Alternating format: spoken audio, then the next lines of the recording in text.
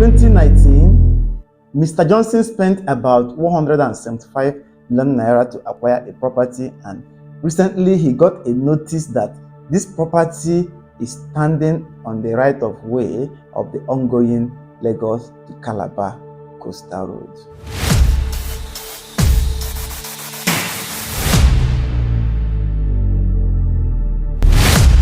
You know, it feels so painful after spending your time and your hard-earned money, your resources, acquiring a property, and later losing that property due to ignorance. And this is the reason I am making a series of videos to show you how you can protect every property you acquire and how to make sure that you don't leave money on the table when investing in real estate. This video of how land is classified in Nigeria and how the Land Use Act of 1978 regulates property ownership in Nigeria is a continuation of my video series on due diligence.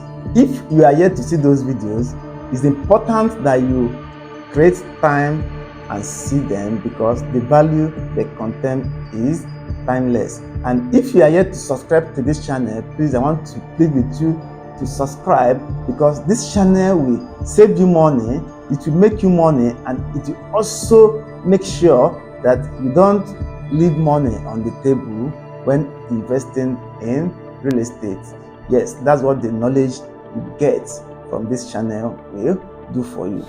I am Anthony from Real Estate Investment GPS, and I am about to take you on a detailed look into the Land Use Act of 1978 and land classifications in Nigeria. And before I final takeoff, please note that this video is neither a legal nor financial advice. However, the knowledge content in this video is sacrosanct for that person who wants to achieve outstanding success using real estate. And this knowledge is coming from years of experience, research, dedication, and field work. So let's dive in. The Land Use Decree number 6 of 1978, popularly known as the Land Use Act of 1978, is an act to vest all land comprised in the territory of each state, except land vested in the federal government or its agencies, solely in the governor of the state, who will hold such land in trust for the people and will be responsible for allocation of land in all urban areas to individuals resident in the state and to organizations for residential, agricultural, commercial, and other purposes. Similar powers within non-urban areas are conferred on the local government. This law became effective on the 27th of March 1978. The Land Use Decree of 1978 was designed to address several issues plaguing property development in Nigeria. And here are the 4 major issues it was designed to address, among others. Number 1, the issue of irregularities in the laws governing the use of land in Nigeria. Number 2, the issue of uncontrolled speculations and land hoarding in urban areas. Number 3, the issue of access to land rights by Nigerians on an unequal legal basis. And number 4 is the issue of fragmentation of rural lands arising from either the traditional principle of inheritance or population growth and its consequent pressure on land. Therefore, the Land Use Act of 1978 was designed to 1, to boost economic development and social transformation by ensuring that anyone who requires land and can optimize its use gets it. Number 2, to bridge the economic imbalance of rising land value caused by speculators and landholders and making such land available for immediate development of the state. 3, to reduce the number of boundary disputes and communal clashes caused by inherited land, and this was done by mandating a registered survey, popularly known as red copy survey, before a title can be granted on the land. Number 4, to make it easy for farmers to acquire agricultural lands, as it provides 500 hectares for cash crop and 5,000 hectares for animal husbandry or grazing. And the 5th one is to make land readily available for individual developers and governments who will use it effectively for the development of the states. Being that the Land Use Act of 1978 gives the state governor full responsibility to manage lands within her state, these lands are therefore classified into 2 major categories, which are urban land and rural land, and further classified into freehold and government acquired land. So now let's take it one after the other. Let's start with rural lands.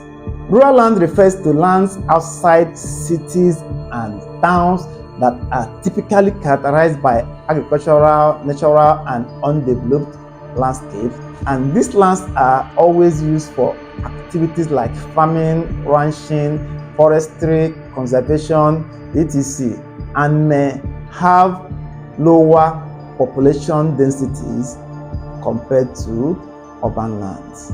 On the other hand, urban land refers to land that are within developed or built up areas within cities and towns, and these lands are typically used for residential, commercial, industrial, and institutional buildings, along with infrastructures such as roads, parks, and utilities. A parcel of land is considered free when the government have not indicated any interest whatsoever in that land. Such land is safe to buy, as a title can be easily obtained on that particular property. Land in rural areas may be classified as freehold, except those mapped out for agricultural purposes, infrastructural purposes, administrative purposes, and general development of the state. For you who always jump on freehold land, especially those of you buying lands in Ekpe and Ogun State, I want to make it very clear to you that freehold is not a title. However, freehold is an indication that this land is free from all government encumbrance, at least for the moment, and is safe to buy. And also, it is very easy to obtain a title on that particular property.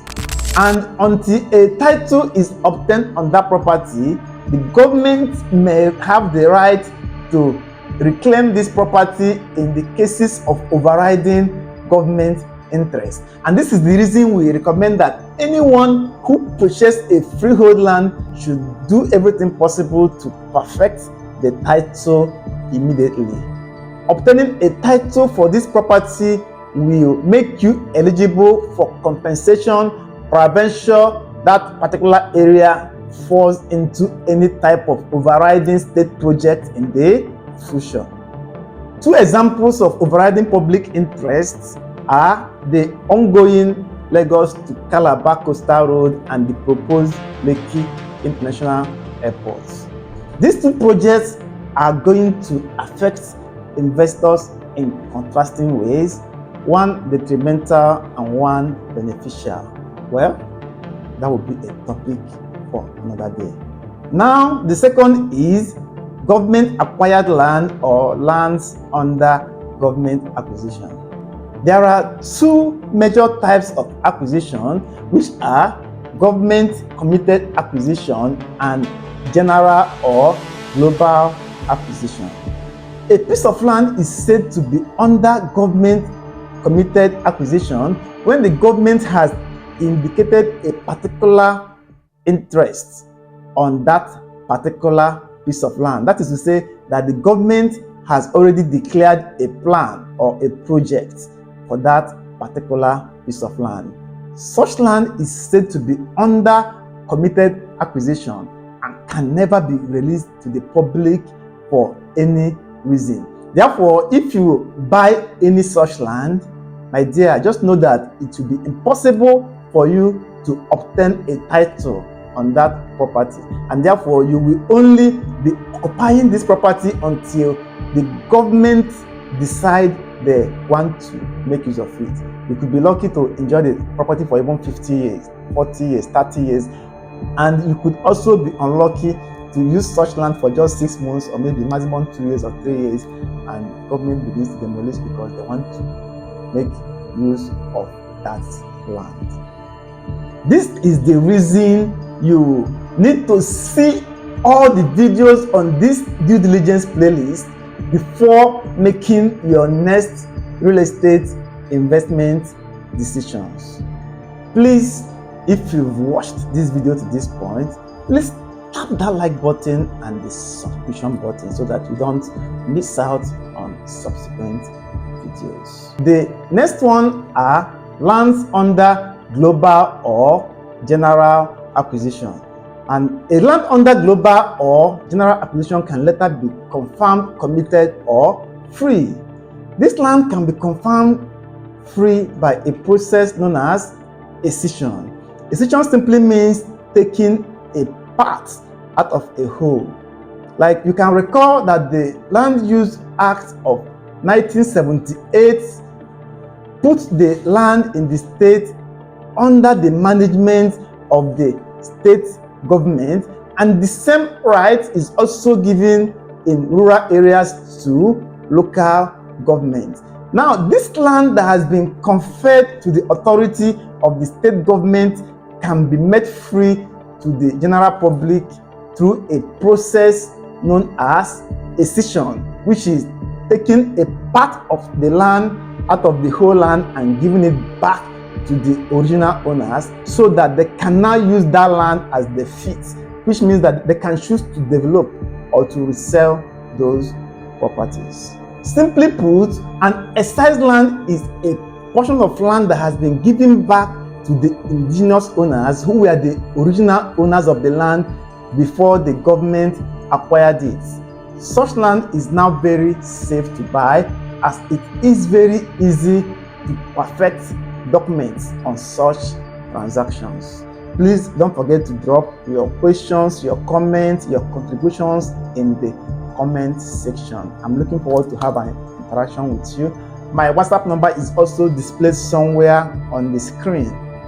The government can also release land through a process known as ratification or regularization. And in the case of ratification or regularization, the use of the land must fall in Congress with the original plan of the states. Know that the Land Use Act of 1978 was designed to optimize use of land for what? For the development of the states.